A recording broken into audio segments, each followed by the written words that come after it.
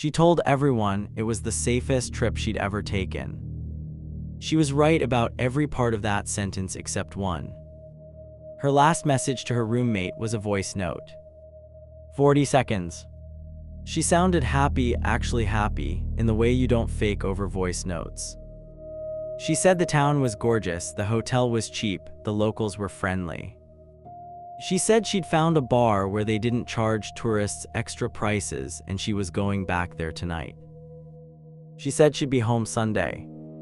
That was 11 days before her roommate called the police. And when investigators finally traced her last known location, a small, popular, well-reviewed tourist town in the heart of Central Europe, what they found was not what anyone expected from a place that had a 4.7 rating on TripAdvisor. Ashley Mercer was 26 years old. She was from Columbus, Ohio.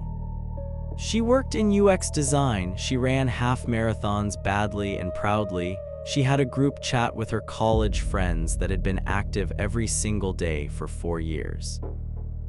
She was the kind of person who texted back within 5 minutes and remembered everyone's coffee orders. She was not reckless. She was not naive. She was the person in her friend group who kept the emergency numbers saved and always shared her location before a first date. So when she announced in August that she was doing a solo trip to Europe, nobody panicked. Her mom asked if she'd been vaccinated for everything relevant. Her roommate Jade asked if she got travel insurance. Ashley said yes to both, sent them her itinerary in a shared Google Doc, and boarded a flight from Columbus to Amsterdam on September 3rd. The first 2 weeks were exactly what they were supposed to be. She moved through Amsterdam, then Brussels, then a few days in Luxembourg. Not enough people go to Luxembourg, she said in a voice note, and it was genuinely beautiful and the food was underrated. She kept the shared doc updated. She texted Jade most evenings. She called her mom every few days from wherever she was sitting, which was usually a cafe or a square or a park bench in a city that had been standing since before the United States was a country. She was happy. You can hear it in the voice notes. Not performatively happy, not travel Instagram happy, just genuinely, quietly at ease with herself and the world in a way that some people find in therapy, and some people find on a solo trip to a continent where no one knows their name. On September 19th, she posted a story. A cobblestone street. An old town square with a fountain at the center and buildings the color of mustard and terracotta climbing the hill behind it. Flower boxes in every window. A church spire above it all, catching the afternoon light. She tagged it only with a single word. Not the name of the town. Just found it. Jade saw the story and messaged, "Where is this?" Ashley replied within minutes. It was a town called Český Krumlov, she said. Southern Bohemia. Czech Republic. She'd gotten a tip from a woman she'd met at the hostel in Prague, who'd said it was the most beautiful place she'd ever seen, and that Ashley absolutely had to go even though it wasn't on the original itinerary. Ashley had gone. And the woman was right. Český Krumlov is not a secret. That's the important thing to understand. This is not a remote village, not an off-map location, not the kind of place you find only if you already know where to look. It has UNESCO World Heritage status. It has a castle that's been photographed from every possible angle by every possible kind of tourist.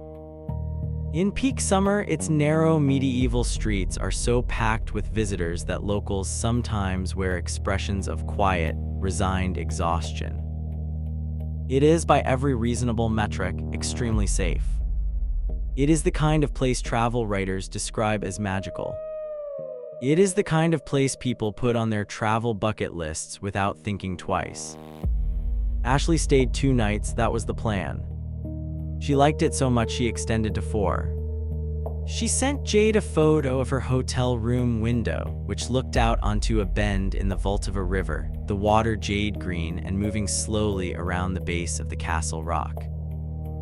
She described eating svichkova, the Czech beef dish with the cream sauce and the bread dumplings, and saying it had changed her life.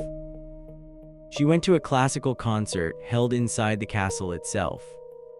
She walked the ramparts at sunset. She was, by every account and every message, completely fine.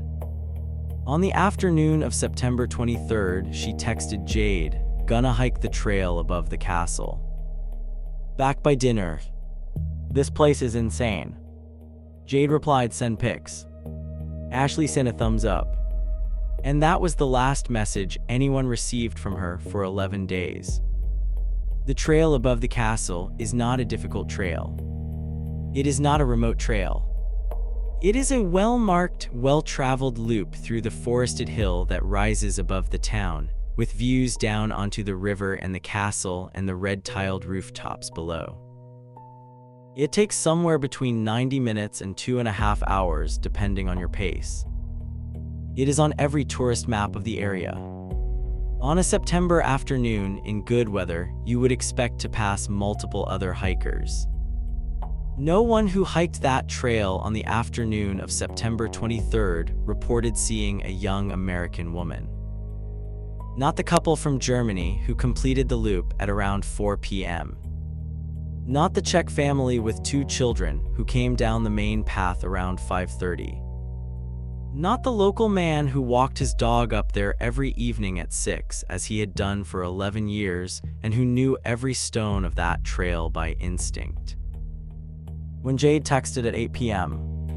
and got no reply, she waited until morning, checked the shared doc, no updates, and then called Ashley's phone. It rang until voicemail. She called again. She called Ashley's mom. And Ashley's mom, who had been waiting for a call that week and had been telling herself that no news from a 26-year-old traveling Europe was perfectly normal, got very quiet on the phone and said, "Let me call the hotel." The hotel confirmed Ashley's belongings were still in her room.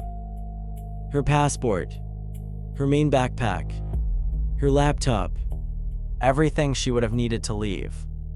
The hotel staff had assumed she was out for the evening. Then they had assumed she'd come back late and gone straight to bed. Then, when they knocked on the door in the morning at checkout time, they had found the room empty and undisturbed, with her things exactly where she'd left them and her phone charging on the nightstand. Not on her. Not missing. At the hotel. Charging. Which meant every call Jade had made in the last 16 hours had been ringing in an empty room. Czech police opened a missing persons case within 48 hours. The American consulate was notified. Ashley's mom flew to Prague. And then, on the 9th day of the search, they found something on the trail, not Ashley, not her bag, not anything that explained where she was. Something smaller. Something that, when the lead investigator saw it, made him stop walking and stand very still for a long moment before he radioed it in. What it was and what it meant, and why a forensic psychologist who was brought in from Prague said it suggested something she had never seen in 20 years of missing persons work. That's where we're going in episode 2. Episode 2 is already up. And I'm telling you right now, the thing they found on that trail is not what you're thinking. Whatever you're picturing, it's different. I'll see you in the next one.